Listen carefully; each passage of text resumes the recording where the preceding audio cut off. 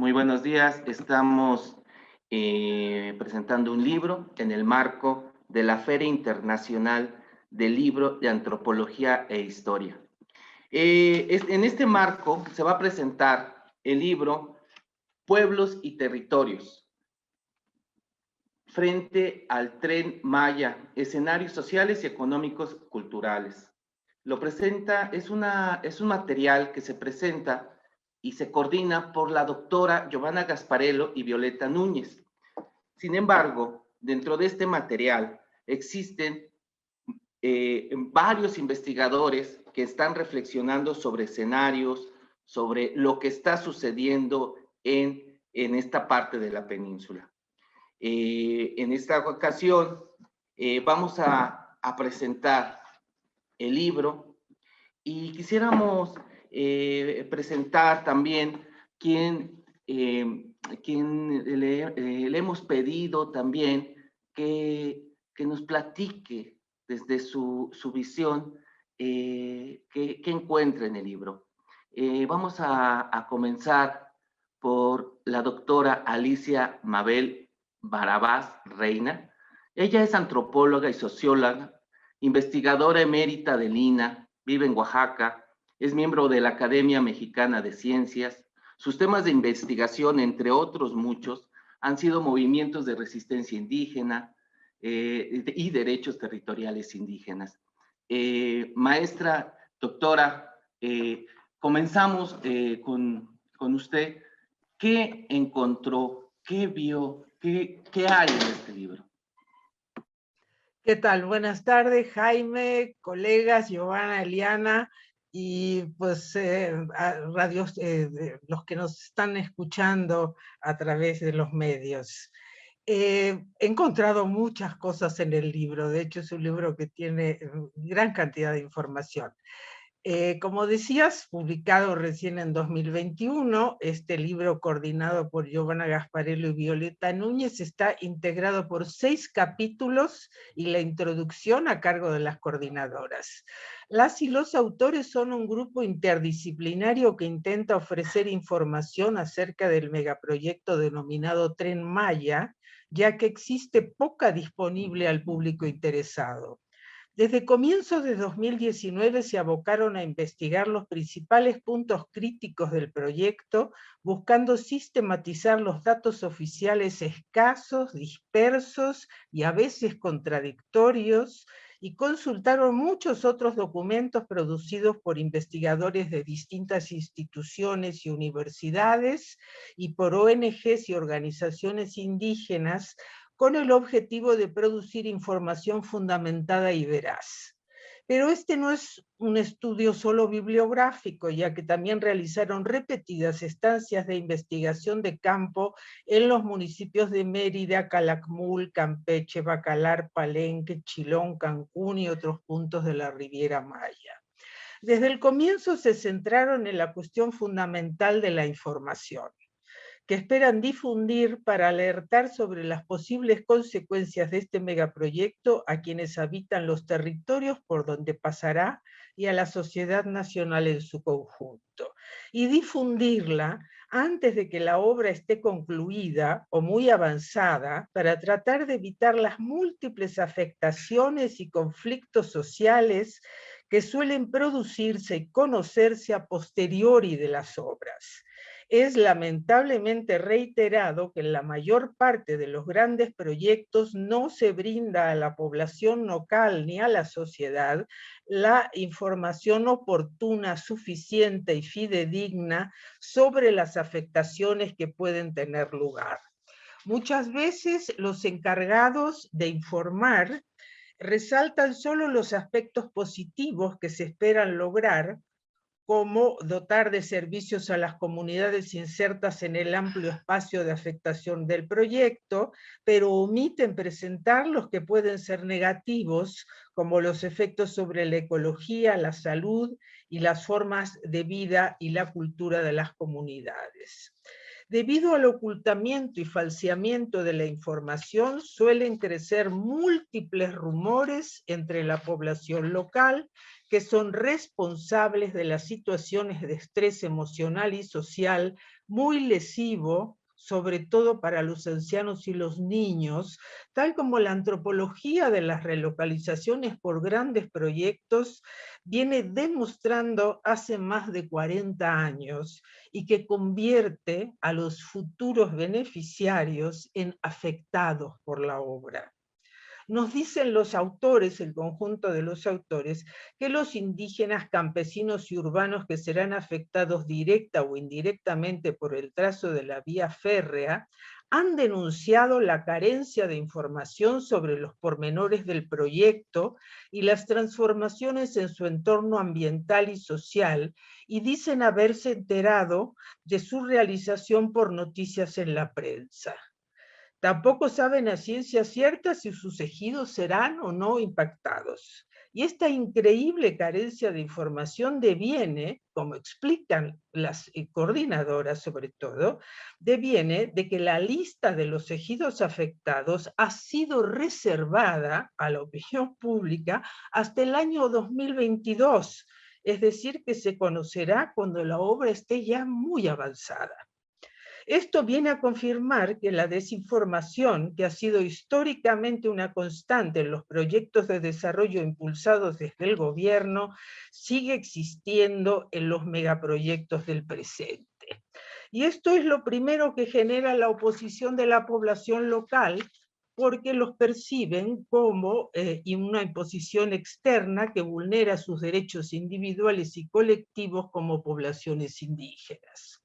Por ello, nuestros colegas quieren enunciar los riesgos de afectaciones antes de que sean irreversibles para contribuir tanto con las organizaciones de base para la defensa del territorio como con el debate público nacional.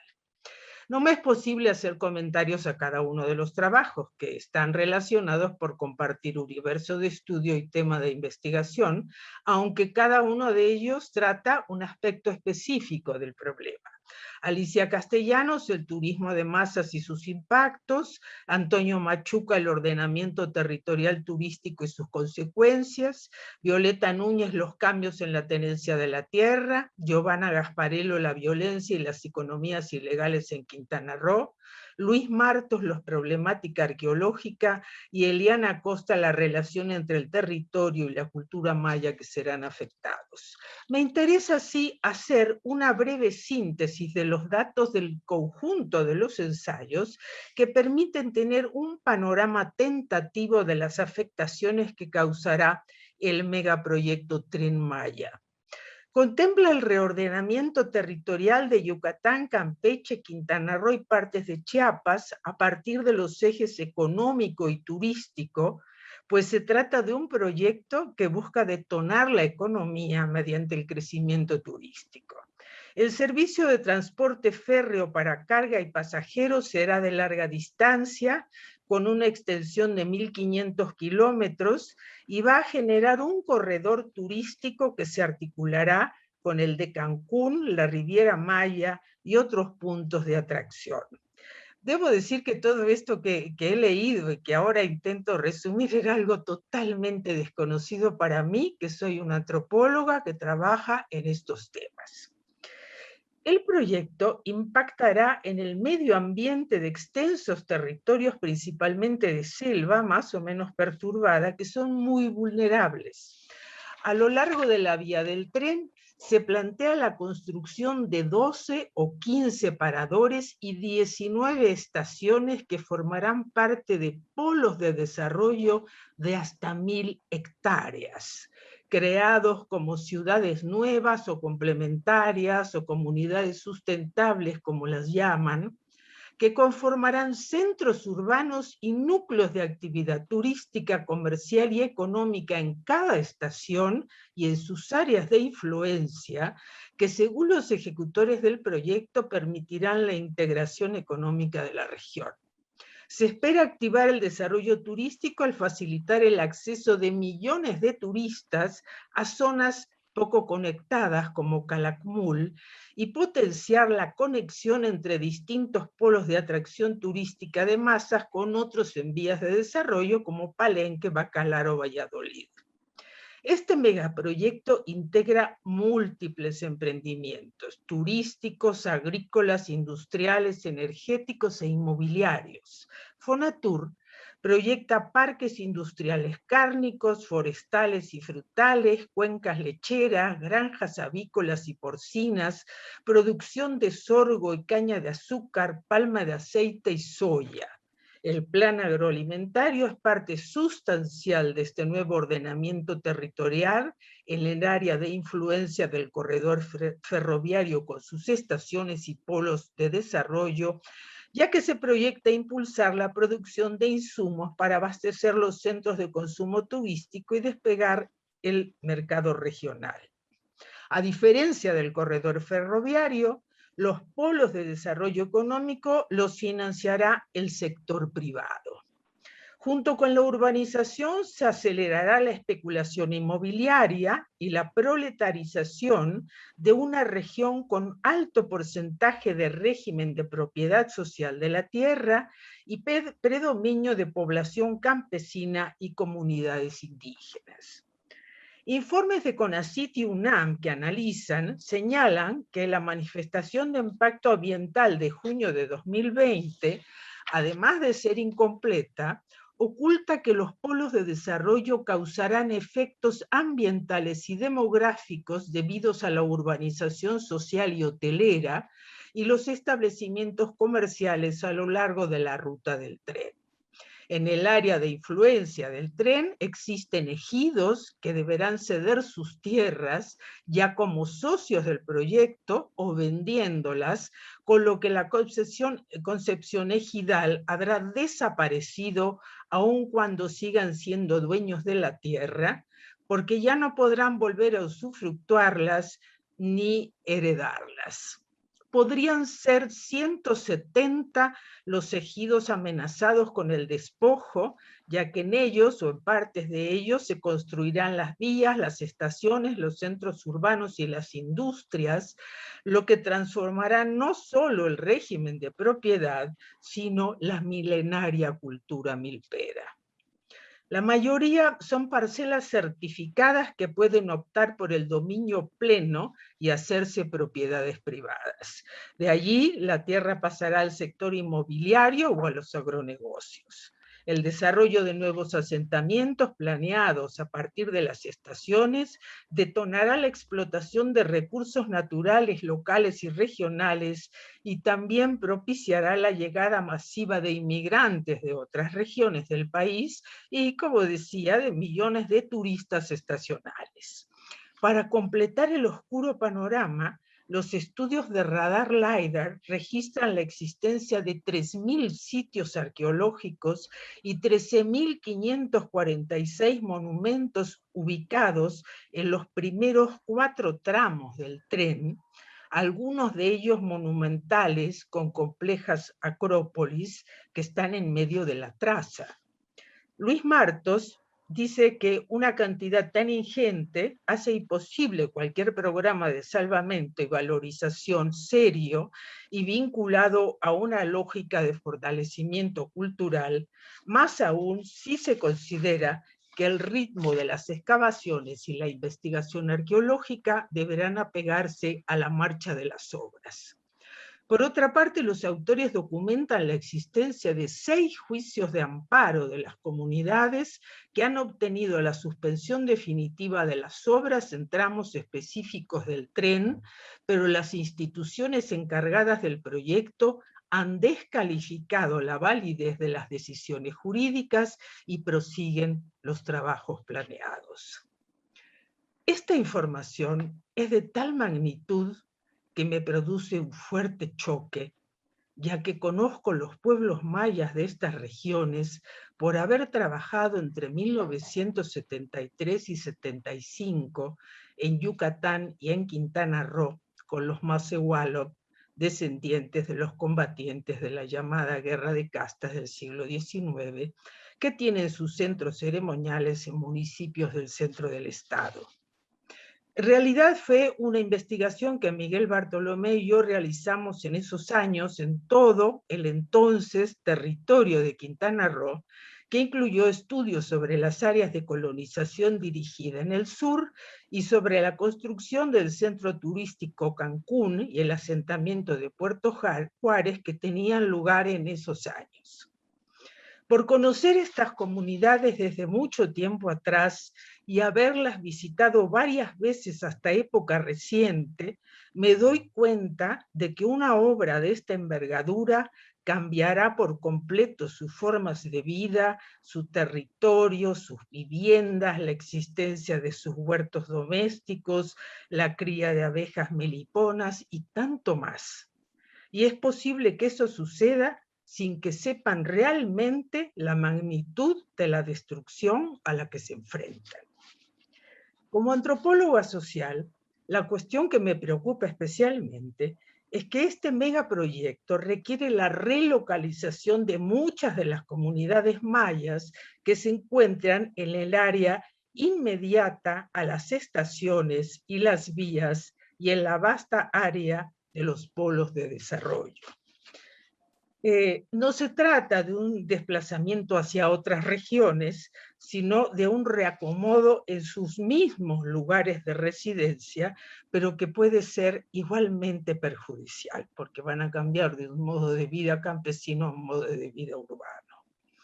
Bien sabemos que las movilizaciones pueden ser no voluntarias y que los afectados tienen poco poder de decisión y elección, que suele limitar entonces su capacidad de oposición o negociación. La situación que desencadena el desplazamiento compulsivo ha sido calificada como drama social porque somete a dura prueba los parámetros culturales básicos que permiten la supervivencia y guían las estrategias de adaptación, en particular cuando la alianza de los hombres con su medio es tan significativa como lo es para las poblaciones indígenas. Los efectos traumáticos para los afectados han sido caracterizados por las ciencias sociales como estrés multidimensional de relocalización y, según el grado de intensidad, pueden producir una crisis de identidad sociocultural que puede llegar incluso a culminar en anomia social. El estrés multidimensional tiene un componente propiamente fisiológico que se advierte en el incremento de enfermedades y muerte asociadas con la incertidumbre ante la situación, un componente psicológico relacionado que se expresa en dos síndromes, uno de pérdida del hogar, que se vive como duelo, y otro de ansiedad, que está generado por la inestabilidad, la impotencia, el desamparo de los afectados, enfrentados a rumores que van a guiar los cambios existenciales decisivos sobre los que tienen muy poca opción.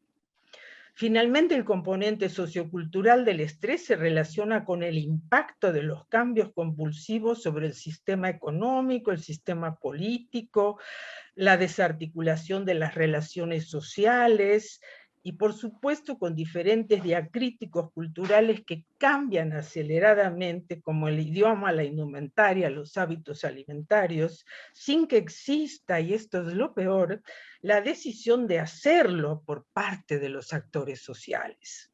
La magnitud, el breve lapso en que tendrá lugar la consumación del megaproyecto y la ausencia de una conocida y evaluada planificación de los múltiples cambios que se impondrán sobre la población indígena campesina me hace pensar que estamos frente a un proceso de etnocidio que puede ocurrir cuando la sociedad subordinada ya no tiene control sobre su vida y es compulsivamente colocada por la sociedad hegemónica en una posición que dificulta su reproducción cultural y organizativa y estimula en cambio el renunciamiento de sí misma.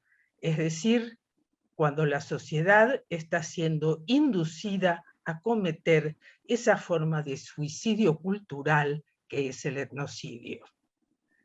La confrontación de ontologías y axiologías que pone en evidencia este megaproyecto no es menor, ya que los que contienden son dos lógicas opuestas en la concepción del desarrollo. La lógica dominante, que lo entiende como crecimiento económico, y a este como sinónimo de bienestar y progreso, y que se realiza a costa de la destrucción de la naturaleza, fomentando el individualismo y la desarticulación de las identidades colectivas.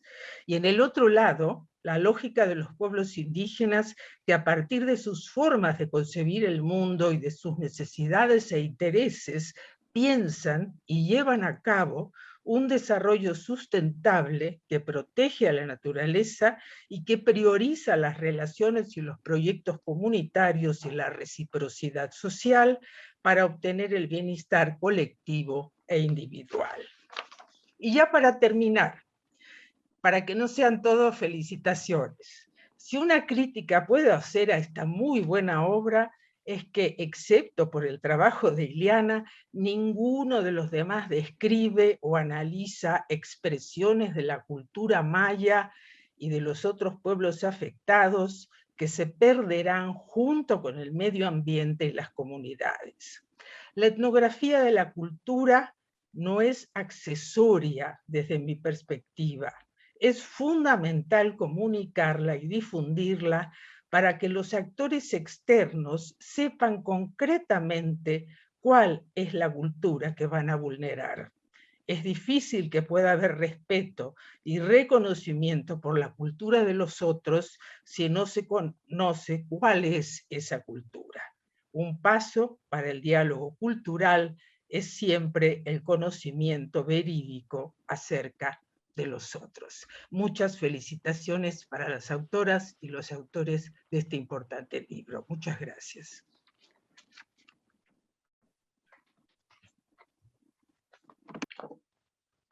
Ya está.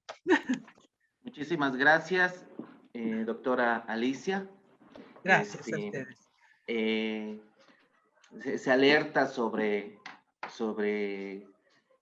problemáticas en este libro. Queremos mencionar que el libro es un libro que ha sido editado por un editorial independiente que se llama Pez en el Agua y es apoyada por el sindicato de una manera también que ha sido entre mucha gente financiado por el Sindicato Nacional de Profesores Investigadores de Investigación Científica y Docencia del Instituto Nacional de Antropología. Es un libro que ha sido trabajado, por lo que se dice, de una manera muy rápida antes de que pase a ser un libro de historia. Eliana, tú eres la que sigues, doctora. Sí. Eliana Acosta Márquez es etnóloga e historiadora, es investigadora de la Dirección de Estudios de Antropología Social del INAH. Sus temas son saberes ancestrales y gestión comunitaria del agua, afectación al territorio a partir de las nociones del cuerpo y la persona. La salud comunitaria, la salud de los pueblos, es un eje que Eliana en el libro retoma. Platícanos, ¿qué tuviste, Eliana, en tu estudio, en tu ensayo, en en esta presentación? Sí, bueno, pues muchas gracias, Jaime. Un gusto compartir este espacio con, pues, nuestra maestra, antropóloga Alicia Barabas, y con mi colega Giovanna Gasparello, y pues dar lugar nuevamente a la presentación de este libro, que me parece que es fundamental, sobre todo porque estamos hablando de un proyecto que sabemos que es prioritario para el gobierno federal y que desde la perspectiva del Estado, con sus diversas instancias, pues tienen todos los reflectores, todos los medios para promover este megaproyecto. Y que este libro justamente aporta una mirada crítica a lo que es este proyecto prioritario y que a su vez muestra una mirada complementaria e interdisciplinaria. Y en ese sentido yo quisiera de manera breve compartir lo que es la perspectiva que trabajé en este libro y sobre todo poner el acento en la relación que los mayas, en particular los mayas peninsulares, guardan con el territorio, que es lo que a mí sobre todo me interesa poner énfasis. Y sobre todo esto que tú enfatizas, Jaime, de la relación con la salud, que es un tema prioritario, sobre todo en el contexto de la pandemia, pero también en relación con la degradación de la biodiversidad de los pueblos y de cómo esta biodiversidad está vinculada también con la diversidad cultural. Entonces, bueno, pues voy a compartir de manera breve cuáles son los diversos elementos que abordo en este texto y poniendo énfasis en esto que sería el cuidado de la salud del territorio. Bueno, en principio ya Alicia ponía el énfasis que me parece que es algo que cruza el libro, que es el principio que estamos más allá de un corredor ferroviario. Me parece que esto es fundamental y eso queda claro en el libro. Estamos hablando de un reordenamiento territorial y en particular yo pongo énfasis en dos aspectos. Por una parte, el proyecto turístico, pero no únicamente el plan agroalimentario. Eso es central. Ya pues, autoridades de Fonatur, Jiménez Pons en específico, han dado cuenta de cómo por una parte a corto plazo está el proyecto turístico y a largo plazo está el plan agroalimentario. Y eso pues tiene múltiples implicaciones en relación con el territorio y en particular la relación que los mayas guardan con el territorio. Con este punto quisiera de manera muy general plantear un aspecto que encontramos con los mayas peninsulares, pero en diversos pueblos originarios de nuestro país y del continente y de otras latitudes del mundo encontramos, que es la noción de guardianes, que desde sus distintas lenguas y sus distintas cosmovisiones, cosmologías, expresan. En el caso de los mayas tenemos la concepción de los Yumitziloc, que son estos guardianes que también se les concibe como padres, como señores, y nos dan cuenta de esta concepción en la cual el territorio es una entidad viva. Es muy importante y eso pues pretendo subrayar en este capítulo es que pues eso que llamamos naturaleza o que desde una perspectiva se llaman recursos naturales, desde la perspectiva maya estamos hablando de una entidad viva con diversas agentes que pueblan este territorio. Aquí destaco los Yumitziloc, pero no únicamente, están otras entidades que pueblan este territorio y que nos da cuenta de esto que la antropología ha importado entrever, que son estas relaciones de parentesco que se establecen entre humanos y estos seres extrahumanos.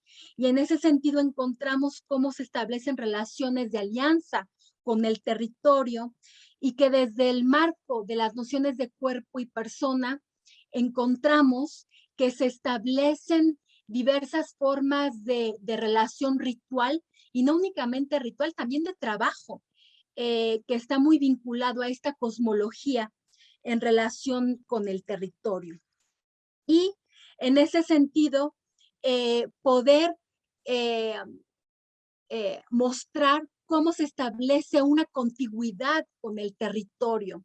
Si desde la perspectiva occidental, sobre todo, se suele cosificar aquello que concebimos como el territorio desde la perspectiva maya y de múltiples pueblos originarios, lo que encontramos es que se tiende a personificar.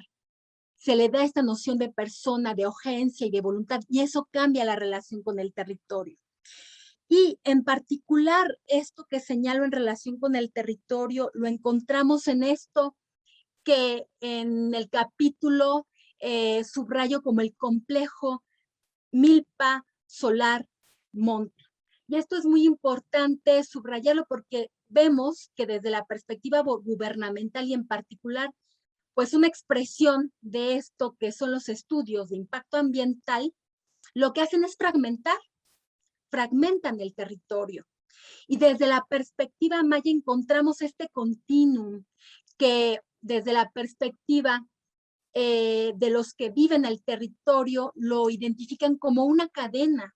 Es una cadena que la debemos de entender desde una perspectiva espacial, pero también histórica, temporal, porque los pueblos reconocen que esta relación que mantienen con el territorio es parte de un legado, del legado de los ancestros.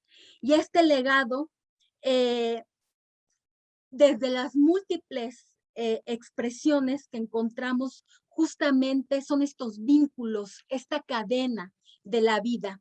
Y no es casual que justamente la península sea uno de los principales núcleos de biodiversidad, porque como lo han mostrado los ecólogos, ahí donde están los mayores núcleos de biodiversidad, es donde están los pueblos originarios, y no es casual, es porque estos pueblos han mantenido una relación que tiene mucho que ver con esto que en un principio, que son estas entidades que regulan el uso del territorio y que han hecho posible la continuidad de la cultura, pero también de la biodiversidad. Y esto es muy importante.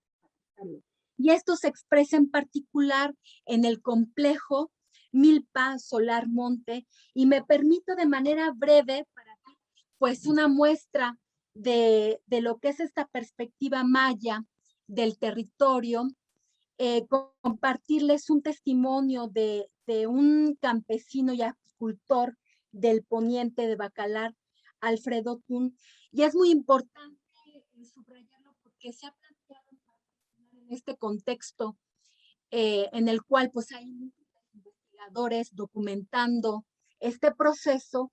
Hay quienes han planteado pues que estas poblaciones migrantes pues ya dejaron esta relación ancestral con el territorio, y lo que encontramos en el trabajo de campo es que estas poblaciones migrantes mantienen una relación ancestral con el territorio y que es fundamental vincular la vigencia de la propiedad social del territorio con la actualización de que los mayas mantienen de la relación con el territorio. Y doy lectura. Nos dice Alfredo Tun. Nuestros abuelos nos enseñaron que la tierra hay que cuidarla, hay que respetarla, porque de ahí vienen nuestros alimentos. Y nosotros respetamos la tierra como nuestra madre, porque una madre es la que cuando nace, el hijo es el que le da el pecho, el que le alimenta todo. Entonces, mejor para nosotros vivir en nuestras tierras, nuestra madre. La cultivamos, nos da de comer, le ponemos semilla y nos regresa en abundancia. Y en el final de los tiempos, del paso aquí en la tierra, ¿dónde vamos a dejar el cuerpo? La tierra nos cobija otra vez. Y bueno, este testimonio de Alfredo Tun, pues expresa la complejidad que tiene desde la perspectiva maya, la tierra, pero también el maíz y también el monte, la selva. Y ya para ir cerrando esta intervención, un aspecto que me importa advertir en este capítulo son 3 aspectos fundamentales que tienen que ver con la alteración de los ciclos y la contaminación, que de por sí ya es algo que se ha advertido en la península con el Tren Maya, pues se tiende a acelerar y agudizar. Y tiene que ver con el agua, ¿no? La al agua, al sistema de la región. Por otra parte, las abejas, estos insectos polinizadores, y por último las semillas. Y bueno, esto me va a servir para concluir la intervención. En relación con el agua, bueno, se ha señalado, múltiples especialistas han advertido pues que se está construyendo sobre un suelo kárstico. Pero por otra parte, todo el sistema acuífero en relación con los cenotes, que estamos hablando de estas fuentes hidrológicas, pero también la relación que mantienen los pueblos con estos cuerpos de agua. Por otra parte, el tema de las abejas, de la apicultura, que también estamos hablando de una práctica ancestral y de cómo las abejas son pues uno de los principales signos del estado de la salud de un territorio. Y esto me permite apuntalar un aspecto en el plan agroalimentario, un aspecto que ya se ha advertido en la península y que hay diversas luchas al respecto, tiene que ver con la introducción e intensificación de los monocultivos y el sistema mecanizado de la agricultura. Y cómo este tipo de producción ha afectado, por una parte, la selva, deforestando, porque estamos hablando de sistemas que son particularmente lesivos al entorno, pero por otra parte, la afectación a la salud. Justo en el poniente de Bacalar pudimos documentar, por una parte, esta perspectiva integrada que los mayas tienen del cuerpo, la persona y el territorio, y por otra parte, cómo ellos mismos pues han sido pues no solo testigos, sino también han padecido lo que ha sido la contaminación de sus semillas, pero también lo que ha sido la afectación de la salud de los pobladores y cómo se han incrementado los casos de cáncer por el uso de los agrotóxicos y este tipo de agricultura, el sistema mecanizado. Y por último, pues las semillas, que tiene que ver no solo el cuidar el puxicat, el corazón de la semilla del maíz, sino también tiene que ver con una práctica que tiene que ver con la milpa, que sabemos que es un tema particularmente complejo en relación con los pueblos originarios. Los pueblos mantienen una relación que privilegia esta relación a la vez que garantiza la subsistencia, pero también esta relación ritual con el territorio y, por otra parte, como esta forma de subsistencia, pero también de mantener la cultura, pues se contrapone en buena parte estos intereses que buscan reordenar el territorio para favorecer esta apropiación del territorio para buscar una agricultura pues más rentable y que sobre todo permita valorizar el territorio y lo que ellos llaman pues los recursos naturales y transformarlos para lograr pues estos productos que sean mercantilizables y puedan pues dar mayor cauce a esta integración geopolítica de lo que sería el hemisferio norte. Y bueno, ya para terminar, pues, es muy importante esto que esta Giovanna pues tuvo la iniciativa de poder convocar a diversos especialistas y dar una mirada múltiple sobre lo que es este proceso y que me parece que aporta a lo que pues desde todos los frentes en diversas instancias y aparatos del Estado, pues buscan legitimar y sobre todo mostrar esta faz positiva de un megaproyecto que tiene múltiples interrogantes que debemos de advertir. Muchas gracias. Muchas gracias, doctora Eliana. Bueno, la salud del territorio, lo que tú comentas, ¿no? Es una de las cosas que también se mencionan en el libro.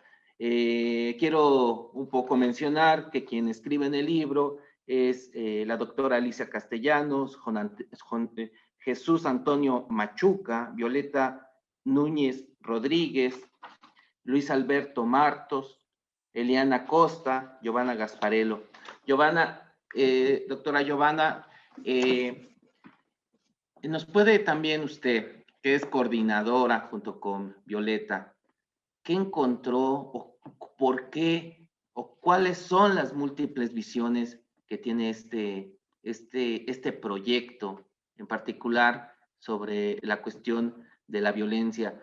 Giovanna Perdón es antropóloga, investigadora también de la DEAS, trabaja autonomía, derechos indígenas, antropología jurídica, antropología de la violencia y la paz, megaproyectos y defensa del territorio. Doctora, nos puede, es su turno. Sí, bueno, buenas tardes a todos. Muchísimas gracias a los organizadores de la Feria Internacional del Libro de Antropología e Historia por el espacio. Agradezco muchísimo a la doctora Barabas por la excelente lectura, la presentación, que aporta nuevos elementos de reflexión al trabajo que hoy estamos compartiendo y que entonces a través de estas lecturas se vuelve aún más colectivo. Y tal como tienen que ser los trabajos de investigación que comparten visiones críticas sobre la realidad con el objetivo no solamente de mirarla, de describirla, sino de entenderla y de transformarla. Este es el objetivo que anima el trabajo que estamos presentando hoy, Pueblos y Territorios frente al Tren Maya. Un trabajo que aborda también entre los distintos posibles impactos y escenarios del megaproyecto Tren Maya la dimensión de las múltiples violencias que están implícitas en este tipo de proyectos de infraestructura.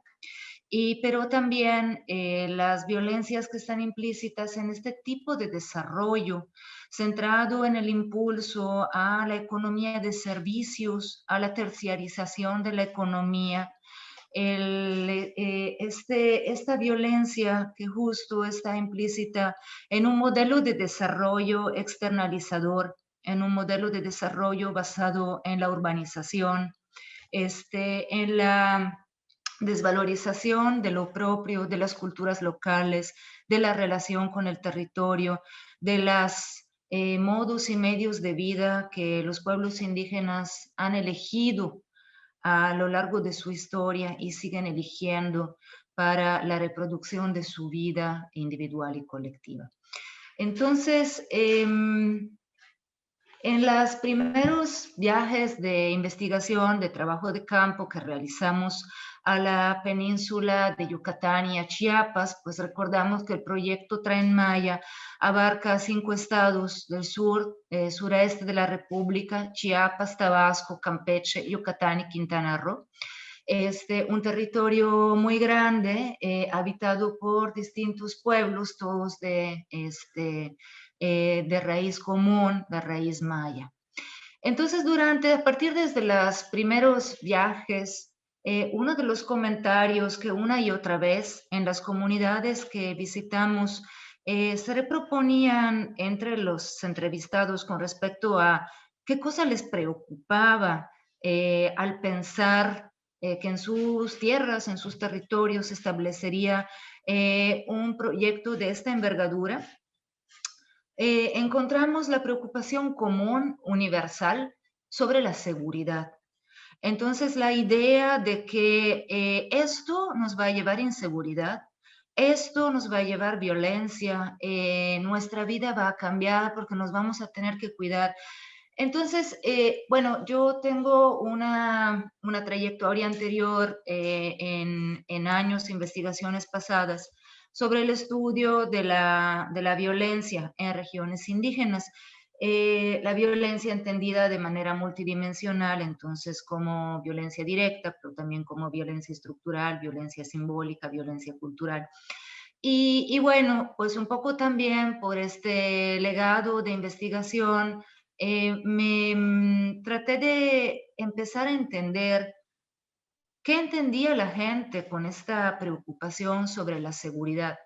Entonces, claro, en toda esta región las economías locales, por un lado, son economías ligadas a la producción agrícola, principalmente de miel, y luego pues de maíz y de milpa para la subsistencia, pero son economías también muy vinculadas a la migración, incluso temporal, por temporadas, a las ciudades hiperturísticas de la Riviera Maya, principalmente.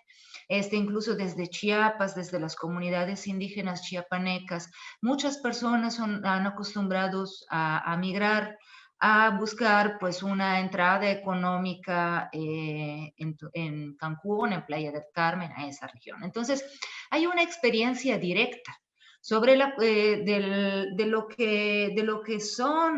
que es la realidad en estas ciudades hiperturísticas de la Riviera Maya. Entonces, esta preocupación del hecho de que, bueno, pues si se van a desarrollar nuevos polos de desarrollo con esas mismas características, ya que pues el megaproyecto Tren Maya se basa justo sobre el impulso a la economía turística y a la urbanización en función turística, pues entonces pues las personas claramente desde su experiencia directa, bueno, dicen, pues aquí nos van a construir un nuevo Cancún en Palenque, como es parte de un proyecto que viene desde muchos años atrás, por ejemplo, o un nuevo Cancún en Calakmul, o un nuevo Cancún en Bacalar, que desde luego no dista mucho.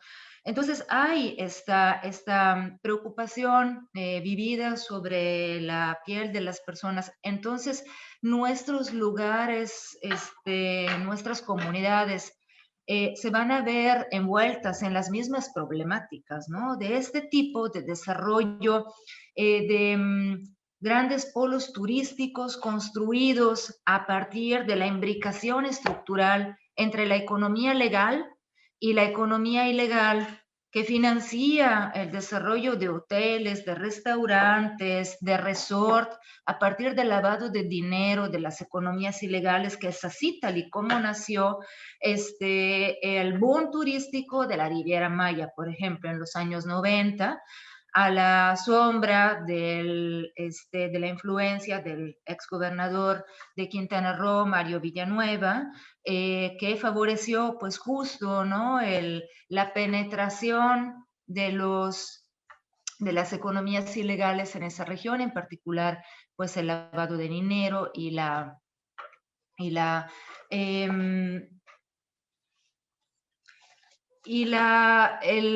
también este tipo de economías turísticas que empezaron como un turismo que se llamó de sol y playa en los albores del proyecto Cancún, y que luego, claro, también por la importancia geopolítica de la región, se ha devenido en un proyecto de turismo nocturno en la cual tiene mucho auge el turismo sexual, y el consumo de todo tipo de droga, en particular de cocaína. Entonces, lejos de criminalizar el consumo de droga, sí hay que señalar lo que conlleva este tipo de emprendimientos turísticos y este tipo de economías. Y por otro lado, hemos tratado de entender lo que la conexión entre un cierto tipo de urbanización en la cual no se garantiza el acceso a los servicios básicos como la salud, la educación, pero también el derecho al agua en las zonas urbanas. Y entonces se crean brechas de desigualdad impresionante entre los desarrollos turísticos de lujo o incluso los desarrollos residenciales en esta nueva modalidad turística que es el turismo residencial. Entonces, estos lugares exclusivos, creados sobre la base del despojo de las que antes eran tierras ejidales, y entonces estos lugares cerrados, ¿no? Donde las personas que tienen solvencia económica pueden comprar su pedacito de esparcimiento, de ocio, de seguridad, de vida en un lugar paradisíaco, frente a los que son llamados pueblos de servicio. O sea, y así son definidas en la literatura académica, y a mí se me hace que la misma definición de pueblos de servicio, que son, por ejemplo, los que en la Riviera Maya surgen del otro lado de la carretera costera. Ya la idea de un pueblo de servicio, es decir, que es un pueblo, un asentamiento humano que no tiene nada de original o no surge allí para una razón propia, sino que son pueblos que surgen en función de los otros pueblos, de las otras urbanizaciones, de los resorts que surgen del lado hacia la playa, también basado sobre el despojo de las antiguas tierras de pescadora. Y entonces, esta economía del servicio, esta economía incluso servil, entonces, en la cual se ofrecen claramente, desde luego, muchos lugares de trabajo, puestos de trabajo, pero puestos de trabajo en trabajos serviles. Yo no puedo olvidar esa publicidad de un hotel en Cancún que ofrece para un servicio de limpiezas de lentes de sol en la playa. Y entonces, si estos son los tipos de trabajo que este modelo de desarrollo centrado en la urbanización y en el turismo ofrece, pues vaya, ¿qué clase de desarrollo estamos buscando para la región?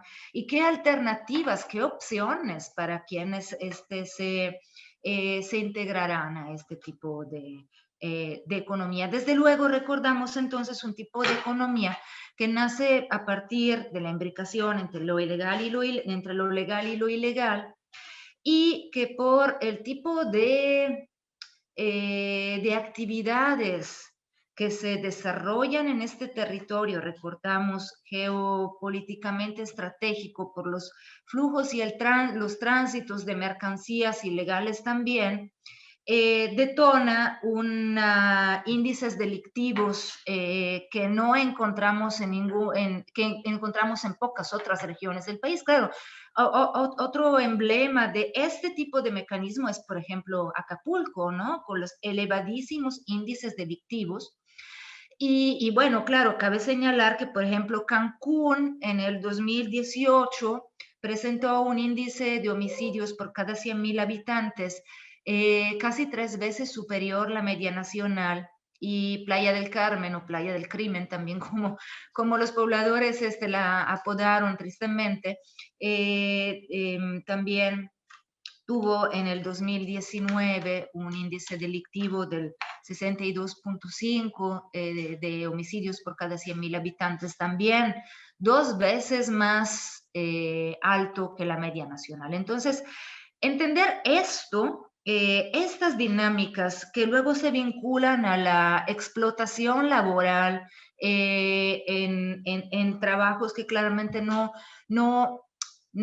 tienen ningún tipo de garantía y ningún tipo de garantía de derechos, se presentan una realidad muy preocupantes, y una realidad de polarización social muy, muy fuerte, y en la cual, por lo tanto, también la dimensión de la violencia estructural en estas urbes de apoyo al turismo es realmente digna de atención. Entonces, cuando nos proponen la construcción de 19 polos de desarrollo ligados al turismo, nos ponemos a pensar qué tipo de desarrollo, qué tipo de ciudades, qué tipo de trabajo,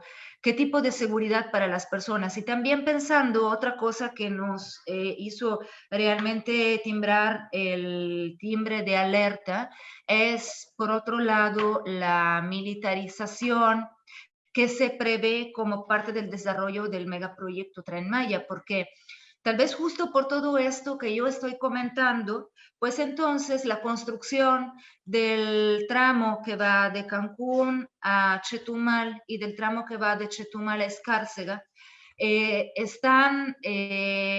otorgaron pues al ejército mexicano, pero también la operación de toda la ruta será después controlada por una instancia del ejército. Entonces, esto también considerado pues las múltiples violaciones a los derechos humanos de las cuales se ha manchado el ejército mexicano en fechas antiguas y en fechas recientes, nos hace realmente alertar sobre lo que podría implicar esta militarización de facto del territorio, que recordamos es una militarización que también se debe al hecho de que este territorio es frontera. Y por lo tanto, siendo frontera, también de manera velada, las instituciones del Estado que están impulsando este megaproyecto están buscando de una u otra forma la posibilidad de controlarlo también a partir de la militarización.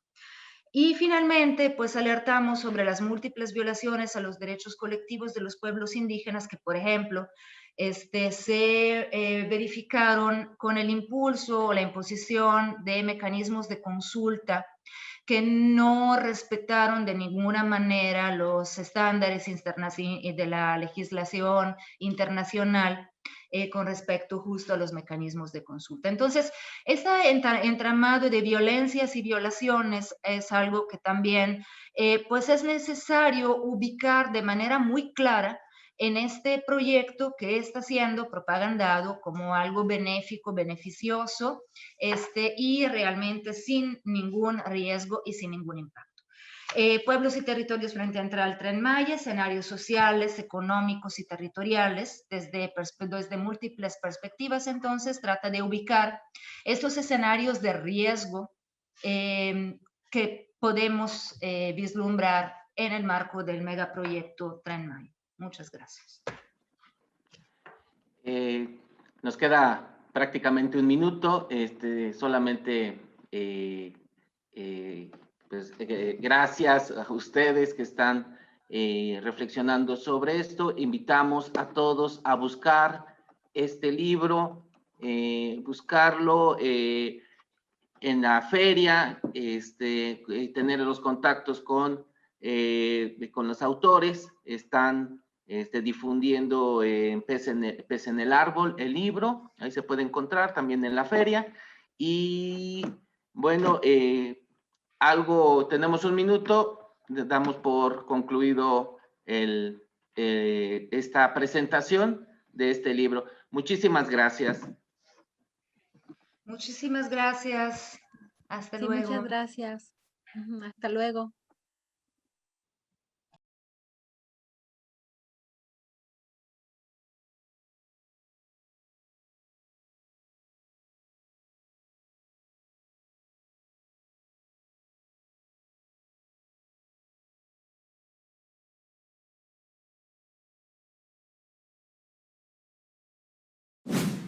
Gobierno de México.